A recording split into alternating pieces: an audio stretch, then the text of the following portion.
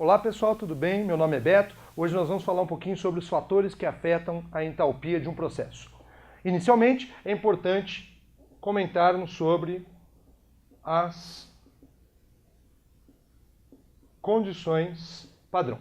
Quando se fala nas condições padrão, acontece que existe uma convenção onde determinados fatores acabam sendo utilizados por todos para podermos chegarmos sempre no mesmo valor de entalpia.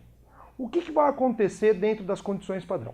As condições padrão são definidas como: a pressão tem que ser a 1 atm, ou 760 milímetros de mercúrio, que é o que nós temos ao nível do mar, ok? Pois bem, a temperatura tem que ser a 25 graus Celsius. Nós temos que trabalhar com o estado físico mais comum do meu material e, no caso do material possuir alotropia, lembrando que a alotropia é o fenômeno em que um mesmo elemento consegue formar diferentes substâncias simples, ok? A alotropia tem que ser sempre no material mais estável. O que é o material mais estável? O material mais estável vai ser o material que vai ser o mais abundante, ok? Pois bem, tendo conhecimento dessas condições padrão, aí sim nós conseguimos falar sobre os fatores que vão afetar a entalpia. Um dos fatores que afeta a entalpia, moçada, vai ser a quantidade do meu material, ok? Quanto maior a quantidade do material, ou quanto menor, isso sempre vai ser proporcional à quantidade de calor. Pensem, se eu preciso evaporar água, tá? Essa matéria vai absorver calor.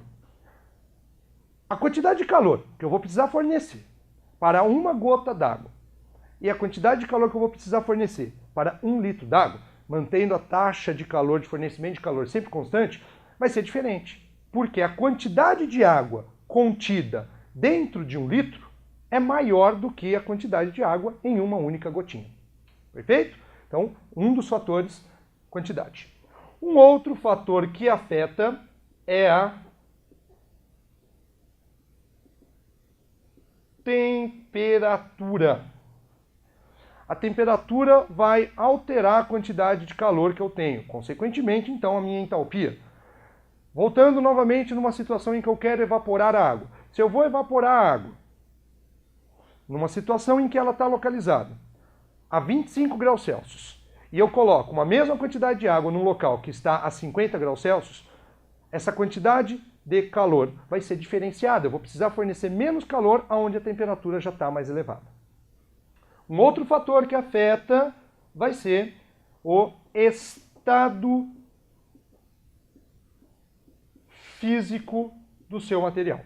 Então cuidado com isso, porque às vezes é muito comum vocês lerem exercícios, enunciados distintos e notarem o seguinte: poxa, mas para um determinado enunciado ele deu que a entalpia da água vale tanto, para outro mudou. O que acontece? Essa variação de valor pode acontecer em função do estado físico que está sendo utilizado pelo autor daquela questão. Então, o estado físico, se ele é sólido, líquido ou gasoso, vai automaticamente influenciar no material. Nós temos a pressão. A pressão também afeta, tá? Mas de uma maneira pouco significativa, uma vez que a pressão ela só vai ter um efeito significativo se ela estiver acima de 1000 atm. Poxa, é uma pressão extremamente elevada. Então, isso praticamente não vai interferir na entalpia do meu material. Já a alotropia é o último fator que afeta a entalpia. Então, se você pegar, por exemplo, o carbono diamante e o carbono grafite, não deve ser levado em consideração apenas o fato de ser carbono, mas sim o estado alotrópico em que eles se encontram. E o estado alotrópico mais estável, como foi citado aqui na condição padrão, é que de fato deve ser considerado dentro dos fatores que afetam a entalpia. Tudo bem? Pessoal, é isso. Obrigado mais uma vez. Até a próxima. Um abraço. Tchau.